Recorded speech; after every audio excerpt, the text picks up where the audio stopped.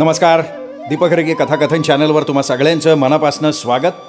तुम्ही ऐकताय विजय जंगम लिखित जोगडा ही कादंबरी आणि आज भाग 3.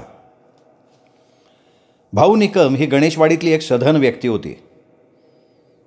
त्यांच्या श्रीमंतीचा डामडौल सगळ्या पंचक्रोशीला परिचित होता. गणेशवाडीत त्यांच्या मालकीची 40 एकर जमीन होती. त्या जमिनीत त्यांनी सोयीनुसार 6 विहिरी खोदल्या होत्या. बेट्याचं नशीब बलवत्तर. त्या 6 विहिरी पाण्यानं तुडुंब भरलेल्या असायच्या. 40 एकर जमिनीत ओलिताखाली आल्यानं भाऊ निकमचे मळे सदा सर्वकाळ हिरवेगार असायचे. जमिनीत हळदीचं पीक मोठ्या प्रमाणात यायचं. सुगी सुरू झाली की 60-70 मजूर भाऊ निकमच्या शेतात राबायचे. गावात भाऊ निकमच्या मालकीची 4 पेवं होती. वर्षाला ती 4 पेवं हळदीनं भरली जायची. हळदीला चांगला दर आला की भाऊ निकम ती पेवं विकून टाकायचा. तीच गोष्ट ऊसाची. भाऊ निकम आपला ऊस कारखान्याला देत नसे.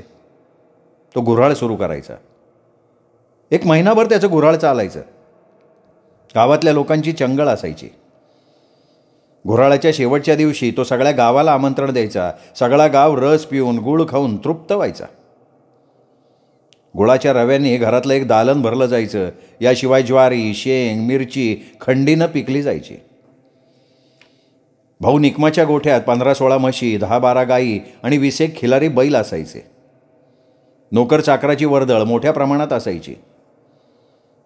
भाऊ निकमच्या घरी लक्ष्मी साक्षात 4 हातानं पाणी भरत होती. भाऊ निकमानं ओढ्याच्या काठी 2 मजली चिरेबंदी वाडा बांधला होता. हा वाडा त्याच्या लौकिकाची आणि श्रीमंतीची साक्ष देत होता. वाड्याचं बांधकाम घडीव तोडीचं होतं. दारं भव्य आणि सागवानी होती. वाड्यात प्रवेश केला की दोन्ही बाजूला उंच ढेलज, त्याच्यापुढे मोकळी जागा. मोकळ्या जागेला लागून आमने सामने 4 खोल्या. एका खोलीतून वरच्या मजल्यावर जाण्याकरता लाकडी जिना, पुन्हा आत 10 खण इमारत. प्रवेशद्वाराच्या डाव्या ढेलजवर मोठा जमखाना अंथरलेला असायचा. पै पाहुणा इथेच बसून पाहुणचार सोडायचा. याच वाड्यात गेले 2 दिवस धांदल उडाली होती. भाऊ निकमानं आपल्या थोरल्या मुलाचा, विश्वासरावचा लग्न सोहळा आरंभला होता. कारव्याचे पोलीस पाटील हनुमंतराव यांनी आपली मुलगी शीला भाऊ निकमच्या घरात देऊन आपल्या लौकिकात भर घातली होती. दारात भव्य मंडप उभारला होता. गावाच्या 4ही बाजूंना नक्षीदार कमानी उभ्या करून येणाऱ्या पाहुण्यांची टोलेजंग स्वागत तयारी केली होती. कांठळ्या बसवणारे लाऊडस्पीकर्स मोक्याच्या जागी बसवले होते. भाऊ निकमानं वाजत गाजत जाऊन गावच्या वेशीला कुंकवाचा टिळा लावला. सगळ्या गावाला लग्नाचं आमंत्रण दिलं. मिष्टान्न खायला मिळणार म्हणून सगळी गणेशवाडी आनंदात होती. प्रसिद्ध सनईवादक छब्या होलार आणि ताशावादक चानभाई यांना 200 रुपयाची सुपारी भाऊ निकमानं दिली होती. छब्या होलार जातीचा सनईवादक होता. त्याच्या सनईनं पंचक्रोशीला वेड लावलं होतं. भल्या भल्यांना त्यांनी संगीतबारीत गप्प बसवलं होतं. रंग काळा, दाढीमिशी गुळगुळीत, तांबडा उभा फेटा, अंगात काळ्या रंगाचं जॅकेट घालून छब्या सनई वाजवायला लागला की जनसमुदाय भान विसरून जायचा. त्याचा थोरला मुलगा धोंडी त्याला सूर द्यायचं काम करायचा. चांदबाईची गोष्ट औरच होती. उंच पोरा चांदबाई, गुडघ्यापर्यंत अंगरखा, धोतर, डोकीला पांढरा गोल फेटा बांधायचा. फेट्याचा शेमला कमरेपर्यंत लोंबत राहायचा. चांदबाईनं ताशावर छडी टाकली की वातावरण तापायचं. छब्याला समेवर आणताना हत्त म्हणून चांदबाईनं ताशावर छडी टाकली की मग छब्याला पुढचा मार्ग मोकळा व्हायचा. ही चांद छब्याची जोडी भाऊ निकमाच्या मंडपात जुगलबंदी खेळत होती. छब्यानं मालकांस रागातली एक चीज काढली. चांदबाईनं सम पकडली. बघता बघता लोक त्यांच्या भोवती गोळा व्हायला लागले. छब्यानं ताण घेऊन सम फेकली की लोक वा वा वा वा छबू म्हणायचे. डावा पाय गुडघ्यात वाकून ताशा वाजवणाऱ्या चांदबाईला सुद्धा लोक प्रतिसाद द्यायला लागले. दोघांची जुगलबंदी रंगात आली. इतक्यात शंकर पवार तिथे आला. अरे वाजंत्र्यानो, तुमचं हे स्वांग आता बंद करा की, 12 वाजायला दिस आला की. छब्यानं सनई तोंडातनं काढली. चांदबाईच्या छाड्या थंडावल्या. अरे पवार, हे काय चांगलं नाही केलं तुम्ही. आईनं रंगात आलेलं वाजाप असं मधीच येऊन बंद करायचं नाही बरं का. गर्दीतला एक म्हातारा बोलून गेला, ए गणू नाना, मग त्या वाजंत्र्यांना तुझ्या घरात घेऊन जा की. दार बाबा त्याच्या घरी बसा बडबड डामा डामा. अर्धीच बघ कुठं आलाय त्यो. गुगगुळ काढायचं बघताय का वाजपच ऐकत बसताय. गणू नाना काठीचा आधार घेत उभा राहिला. पवाराच्या तोंडाकडे टाकामाका बघत म्हणाला, राहिलं बाबा माझं. लय दिसानं छबुचिसानी ऐकायला मिळाली होती, पण तुझं आपलं सगळं नाही. अरे हा चाललो बघ मी. गणू नाना काठी टेकत निघून गेला. आणि तुम्ही बे काय इथं खोळ्यावानी थांबलाय? तिकडं वरडाला चहा नाही, पाणी नाही, काय चाललंय काय हे? गर्दी करून उभ्या असलेल्या लोकांना पवार फाड फाड बोलला. शंकर पवार हा भाऊ निकमाच्या लग्नातला कारभारी होता. गावातलं कुठलंही कार्य असो, पवार तिथे जातीनं लक्ष घालायचा. त्याला असली कामं करायची फार हौस. लग्न सराईत पवार फार गडबडीत असायचा. कोणाची लग्न जुळवणं, जुळवलेलं लग्न पार पाडणं हा त्याचा उद्योग. शंकर पवारचं बोलणं ऐकल्यावर सर्वांना गुगुळाची आठवण झाली. प्रत्येकजण कामाला लागला. पवार तडा तडा वाड्यात आला. वाड्याच्या उजव्या ढेलजवर शिवय्या जंगम म्हणजे अजयचे काका गुगुळाची तयारी करत होते. त्यांनी एकनाथ कुंभाराच्या घरातनं मातीची 2 मडकी आणली होती. अणकुचीदार खुरप्यानं त्यांची बुडं फोडून काढली होती. फोडून काढलेली बुडं आतनं मडक्याच्या तोंडावर बसवली होती. त्यावर कणकीचा लेप दिला होता. त्या मडक्यात कुंभाराच्या आव्यातली राख भरली होती. चंदन, जांभळ, आंबा, पिंपळ आणि उंबराच्या काटक्या एकत्र करून त्यावर कापडाच्या चिंध्या गुंडाळल्या होत्या. तयार झालेले पलिते गुगुळातील राखेत मधोमध पुरून ठेवले होते. वेळूच्या कांबीचा साठा तयार करून तो फोडलेल्या मडक्याच्या बुडावर बरोबर बसवला होता. ती मडकी चुन्यानं रंगवायला त्यांनी सुरुवात केली होती. ए अगा अय्या, तुझी तयारी झाली नाही का अजून? 12 वाजायला आलं. गुगुळ काय सांच्या पारी काढणार आहे का? पवार त्याला म्हणाला. पूजेचं साहित्य अजून मिळालं नाही पवार. पूजा केल्याशिवाय का गुगुळ बाहेर काढायचा? मग तुझं पूजेचं साहित्य काय सांग की एकदा. अगा येळ कायच्या बाय झाला असं ढिलं वागून कसं जमणार? हे बघा, गुगुळाच्या खाली अंतरायला 2 वार नवीन कापड, चौरंगासाठी तांदूळ, 10 खारका, 10 सुपाऱ्या, विड्याची पानं, 2 पिवळी फडकी, उदबत्ती, धूपदीप, नैवेद्याला साखर, गोड तेल. काकांनी पूजेच्या साहित्याची जंत्रीच वाचली आणि शेवटी म्हणाले, अन 2 गुगुळापुढं 5-5 रुपये दक्षिणा. काय म्हणला?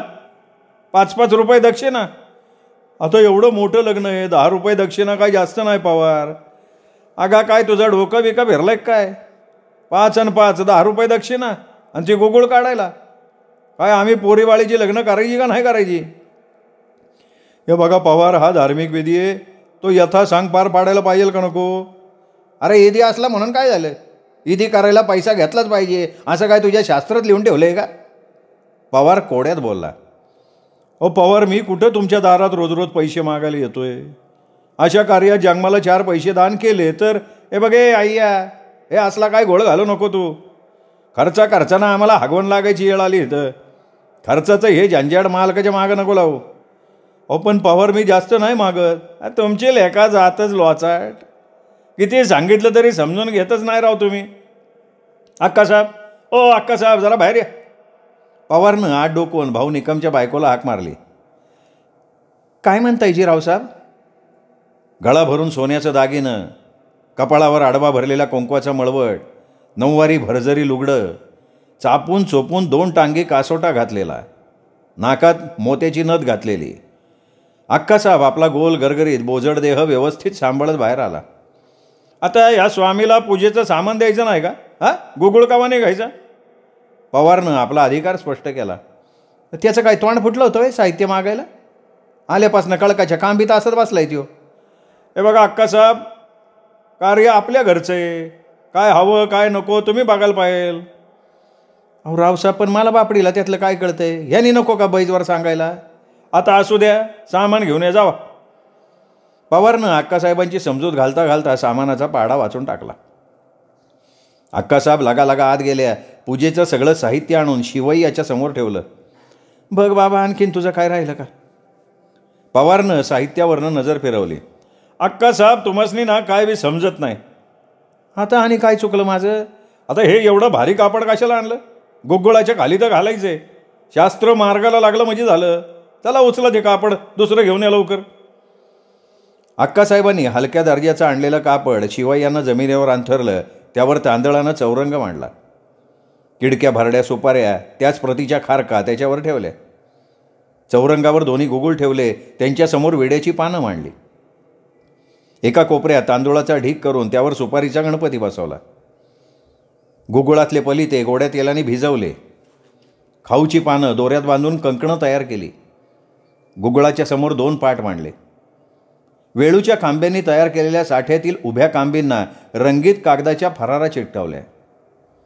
सगळी तयारी झाल्याची खात्री करून ते पवारला म्हणाले, नवरा मुलगा आणि वरमाईला स्नान करून पूजेला बोलवा. वैशाखाचं ऊन रणरणत होतं. दुपारचा 1 वाजण्याचा सुमार होता. बाया बापड्या कडेवर तान्हाण्या घेऊन सावलीच्या आश्रयाला उभ्या होत्या.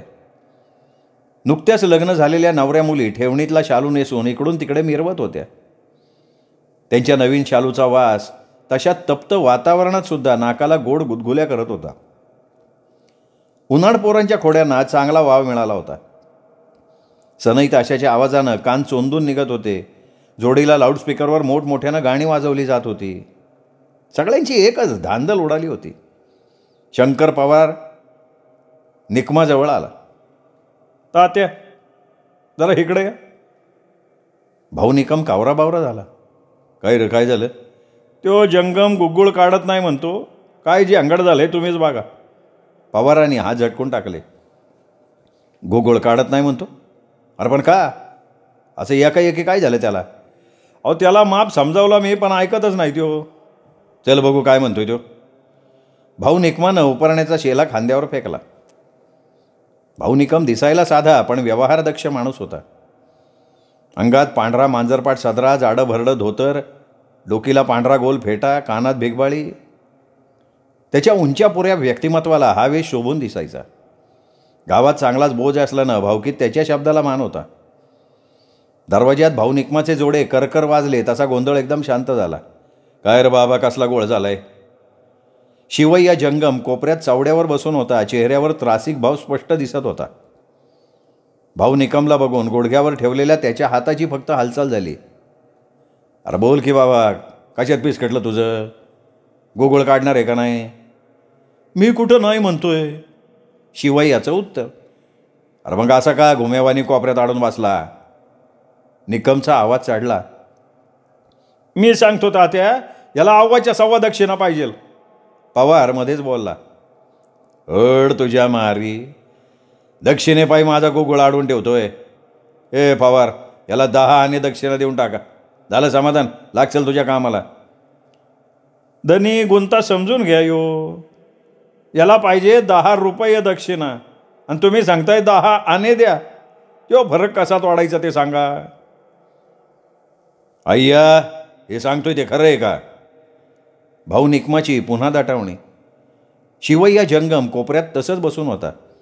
अरे मी काय विचारतोय तुला? हे असलं मस्तीचं वागणं माझ्या वाड्यात नको. गुगुळ काढायचा नव्हता तर हे तर आलाच कशाला? ऐन येळाला अडवणूक करतोय. अहो तसं नाही पाटील, माझं थोडं तरी ऐकून घ्या. काकाची केविलवाणी प्रतिक्रिया. तुझं काय बी ऐकायची गरज नाही. चल, चालतो माझ्या वाड्यातनं. 56 जाग मला बोलून आलं मी. भाऊ निकमचा तोल सुटला. भाऊ निकमच्या दटावणीनं वातावरण जरा जास्तच शांत झालं. अजयनं काकाच्या चेहऱ्याकडे बघितलं. काका काय प्रतिक्रिया व्यक्त करतात याची त्याला भीती वाटायला लागली. उजव्या कोपऱ्याला कापडाची पट्टी बांधून अजय काकांना मदत करायला आला होता. वाड्यात आल्याबरोबर गुगळाखाली अंथरलेल्या कापडाकडे त्यांनी बघितलं. आपल्याला एक नवीन शर्ट शिवला जाणार याचा आनंद त्याच्या चेहऱ्यावर दिसत होता. पण भाऊ निकमचा आत्ताचा अवतार बघून तो पूर्ण घाबरून गेला. काकाच्या चेहऱ्यावरली नजर काढून गुगुळात ढणाढणा जळणाऱ्या ज्योतीवर त्यांनी आपली नजर स्थिर केली. मालक, मी पोटाला काय खायचं सांगा? लग्न कार्यासाठी तुम्ही एवढा मोठा खर्च केलाय. तुमच्या वाड्यात लक्ष्मी 4 हातांनी पाणी भरतीये. माझ्यासारख्या जंगमाला तुम्ही 10 रुपये दक्षिणा नाही देऊ शकत. या 10 आण्यात मी काय खायचं सांगा? सकाळपासून राबलेल्या माझ्या कामाचं मोल फक्त 10 आणे होतोय. नाही मालक, असं करू नका. 1.25 रुपये तरी दक्षिणा ठेवली पाहिजे. शिवय्यानं आपला विचार स्पष्ट केला. ज्या मारी ए जात लाईचे काठ कारभारने ठेव दक्षिणा. गुग्गुळासमोर पूजेला बसलेले अक्कासाहेबला भाऊ निकम म्हणाले आणि ते निघून गेले. मी म्हणते माणसाने एवढी बी जिकिरी करू नये. मागून का, पण त्याला बी मर्यादा असू दे की. अक्कासाहेब आपल्या तोऱ्यात बोलून गेली. अक्कासाहेबनी कमरेची पिशवी काढली. दोन्ही गुगुळापुढे 1.25 रुपये दक्षिणा ठेवली. शिवय्या जंगम कोपऱ्यातनं उठला. गुगुळा शेजारी मांडलेल्या पाटावर येऊन बसला. अजय त्याच्या शेजारी बसला. चला, डोळ्याला पाणी लावा, हात जोडा. विश्वासराव, अक्कासाहेब दोघांनी डोळ्याला पाणी लावलं, हात जोडले. श्री मनमह गणपते नमः. गुगळातल्या मशाली ढणाढणा जळायला लागल्या. मंडपात छाब्या आणि चांदबाई रंगात आले. पूजा संपली, आरती सुरू झाली. अजय काकाला साथ द्यायला लागला. काळू कासाऱ्याच्या अंगात गुगुळ खेळायला लागला. आरती संपली. सर्वांनी शिव हर हर हर हर गर्जना दिली. दोन्ही गुगुळ देवघरात नेले. विश्वासराव आणि अक्कासाहेब वाड्याच्या बाहेर येऊन उभे राहिले. त्यांच्या हातात पिवळी फडकी देण्यात आली. कोणीतरी लगबगीनं आलं. अक्कासाहेबांचे केस मोकळे सोडले. देवघरातून गुगुळ बाहेर आले. त्या दोघांच्या डोक्यावर ते ठेवण्यात आले. काळू कासारे गुगुळासमोर नाचायला लागला. शिवय्या जंगमनं काळू कासाऱ्याच्या कपाळावर भस्माचा पट्टा ओढला. तसा लोकांनी शिव हर हर हर हर हर हा गजर केला. मंडपातनं गुगुळ बाहेर पडला. सूर्य आकाशातनं आग उकत होता. गुगुळातल्या लाल भडक ज्वाळा हलक्याशा वाऱ्यानं डोलत होत्या. गणेशवाडीतले रस्ते तापलेल्या तव्यासारखे पायांना चटके देत होते. रस्त्यावरची धूळ उन्हानं करपून गेली होती. 5-50 लोकांच्या घोळक्यातनं गुगुळ निकमाच्या गल्लीतनं चालला होता. घामानं ओलेचिंब झालेले काका मधूनच शिवहर गर्जना देत होते. छबू चांदबाई आपलं काम चोख बजावत पुढं चालले होते. गुगुळ सिद्धनाथाच्या देवळासमोर आला. अरे थांबा थांबा, पुढं कुठं चाललाय? देवळ आलं दिसत नाही वय? ए छाब्या, कुठं निघाला तोंडवर करून? फिर माग. सुखदेव कुलकर्णी सिद्धनाथाच्या कट्ट्यावरनं ओरडला. देवळासमोर 100-150 लोक गुगुळ पाहायला गोळा झाले होते. देवळाचा आवार बायका मुलांनी फुलून गेला होता. गुगुळ थांबला तसं सगळ्यांनी मिळेल तिथे सावलीचा आश्रय घेतला. आता तासभर बघायला मिळणार म्हणून लेकूरवाळ्या बायाने जागा बघून फतकल मारली. किरकिरणारी मुलं त्यांना आडवं घेता शांत पडून राहिले. देवळासमोरचं ठिकाण मोक्याचं. इथे गुगुळ नाचवायचा आणि मग पुढे जायचं असा जणू रिवाजच होता. उन्हाचा चटका वाढत चालला होता. जमिनीवर पाय चाराचारा करपत होते. शिवय्या जंगमानं अक्कासाहेबच्या डोकीवरचा गुगुळ उतरवून घेतला. शंकर पवारनं विश्वासरावाच्या डोक्यावरचा गुगुळ घेतला. अक्कासाहेब आणि विश्वासराव हातात पिवळी फडकी घेऊन उभे राहिले. सावलीत उभी असलेली करवली पळत पळत तिथे आली. पाण्यात लिंबू भिजवून तिने अक्कासाहेबच्या आणि विश्वासरावांच्या डोळ्याला लावलं. अजयनं गुगुळातल्या पेटत्या मशालीवर तेलाची धार सोडली. काकांनी धोत्राचा सोगा वर खेचला. पवारनंही तोंडातली विडी फेकून काकाचं अनुकरण केलं. वाजंत्री शांत झाले. लोकांनी कान टवकारले. गुगुळ नाचवणारे दोघेजण समोरासमोर उभे राहिले. शिवय्यानं होडपं म्हणायला सुरुवात केली. अहरे वीरा खडे. शंकर पवारनं प्रतिसाद दिला. वीर लागला दैत्याच्या पाठी खडे. दैत्य गेले उठा उठी खडे. ते घातले 7 समुद्राच्या काठी खडे. पवार आता गोलाकार फिरत साथ द्यायला लागला. 7 समुद्राचा केला हुडा खडे. लंकेचा केला घोडा खडे. यल्लिम्मा प्रभू महावीरा खडे. वीरभद्र कलंकी रुद्रा कर्ग समुद्रा खडे खडे खडे. छबू होलारानं नागिन वाजवायला सुरुवात केली. चांदबाईनं डावा पाय गुडघ्यात वाकून ताशावर ताल धरला. धंदाडांग तत्ताडांग धंदाडांग तत्ताडांग ताड ताड तक्काडांग. शिवय्या आणि पवार गुगुळ नाचवायला लागले. 60 वर्षांचे काका 60 ठिकाणी शरीर वाकवून नाचायला लागले. कधी एका पायावर नाचत तर कधी गोल गोल गिरक्या घेत, कधी बैठका मारत तर कधी बेडक्यासारख्या उड्या मारत. शंकर पवारनं लेजमी पाऊंड धरला होता.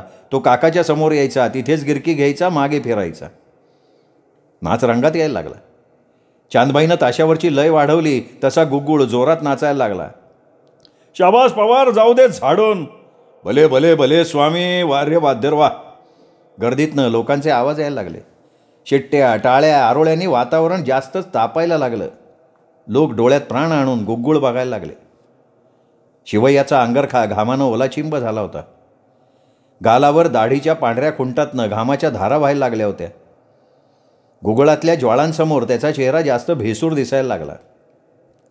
ताशाच्या तालावर भान हरपून नाचणाऱ्या शिवय्याची आता पुरती दमछाक झाली होती. चांदबाईच्या छड्या थांबायला तयार नव्हत्या. छब्याची बोटं काय कसलेलीच होती. शिट्ट्यांचा जोर वाढायला लागला. पवारसुद्धा इरेला पडला होता आणि अचानक शिवय्या छातीवर गुग्गुळ घेऊन खाली कोसळला. अरे धारा धारा धारा, पाडला पाडला. गर्दीतनं लोकांचा एकच आवाज झाला, जो तो गुग्गुळाकडे धावत जायला लागला. फतकल मारून बसलेल्या लेकूरवाळ्या चटाचटा उभ्या राहिल्या. शिवय्याच्या उजव्या टाचेला टाचरू झालं होतं. गुग्गुळ नाचवत असताना टाचेत खडा रुतला आणि घायाळ होऊन ते खाली कोसळले. सुखदेव कुलकर्णी गर्दीतनं धावत आला. शिवय्याच्या छातीवरचा गुग्गुळ त्यांनी उचलून घेतला.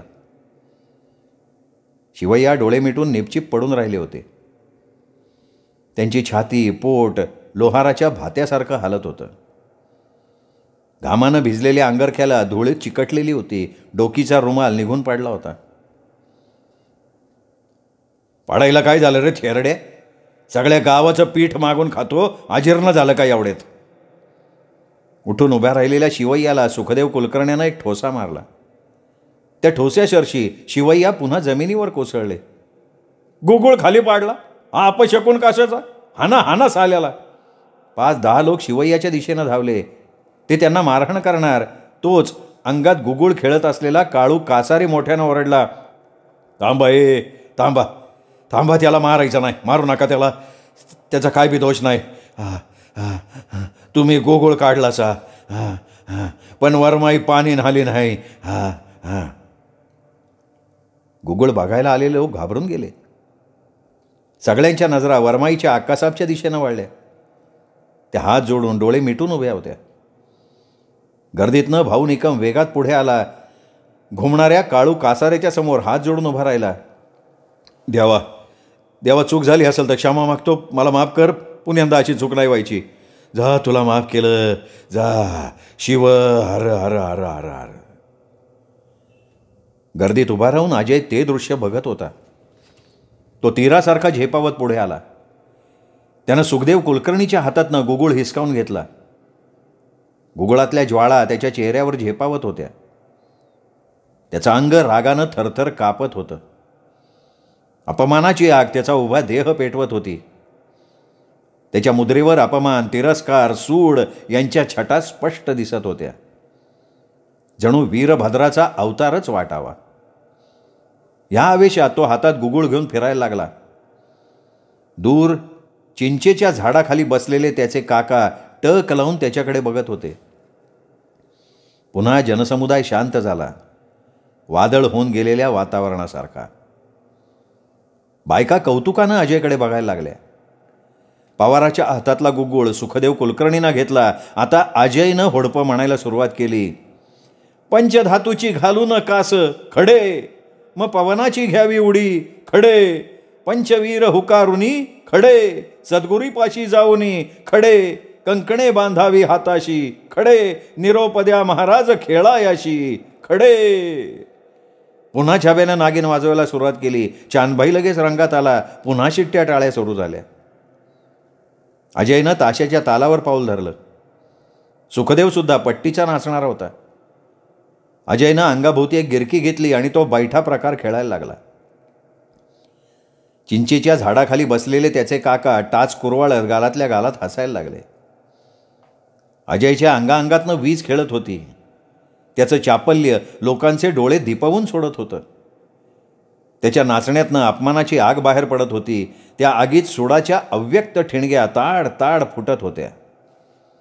कोंडलेल्या भावनांचा तो आविष्कार होता. परिस्थितीवर घेतलेला तो सूड होता, बदला होता. नाच चांगलाच रंगात आला. चांदबाईचा डावा गुडघा जमिनीवर टेकण्याच्या बेतात आला. छब्याची सनई आकाशाच्या रोखानं सूर फेकायला लागली. सुखदेव कुलकर्ण्याची पुरती दामछाक झाली. त्याचं पाऊलच उचलेना. लोकांनी प्रोत्साहन देऊन सुद्धा त्याचे पाय जड व्हायला लागले. नाईलाजानं गुगुळ घेऊन तो बाजूला झाला. अजय राहिला नव्हता. त्याच्या नाचण्याच्या गतीत अजिबात बदल झाला नव्हता. चांदबाईनं लईचं शेवटचं टोक कधीच गाठलं होतं. आता त्याच्या छड्यासुद्धा बोबडे बोल बोलायला लागल्या. अजयची गती कमी व्हायचं लक्षण दिसेना. शाबास रे माझ्या गबरू, वारे पट्टे बापूराव. आवाजाच्या रोखाने लोकांनी बघितलं. झाडाखाली बसलेले काका वेदना विसरून पुतण्याचा खेळ बघत होते. लक्ष्मण कुलकर्णी पळत पळत नाचणाऱ्या अजयजवळ आला आणि गपकन पाठीमागनं त्याला मिठी घातली. अरे पोरा, थांब थांब, नाचून नाचून मरून जाशील की. अरे कमाल केली पोरा. अरे तुझं वय काय आहे? आण त्यो गुगुळ इकडं आण बाबा. लक्ष्मण कुलकर्ण्यानं अजयच्या हातातून गुगुळ हिसकावून घेतला आणि शिवहराची गर्जना केली. दोन्ही गुगुळ नवरा वरमाईच्या डोकीवर ठेवले. गुगुळ बघणारे लोक पांगायला लागले. छबू चांदबाई वाजवत पुढे निघाले. गुगुळ वेशीतनं बाहेर जायला लागला आणि शिवय्या गुगळामागून लंगडत लंगडत जायला लागले. मित्रहो, हा तिसरं प्रकरण, तिसरा भाग इथेच संपला. चौथं प्रकरण उद्या. तोपर्यंत नमस्कार मित्रहो.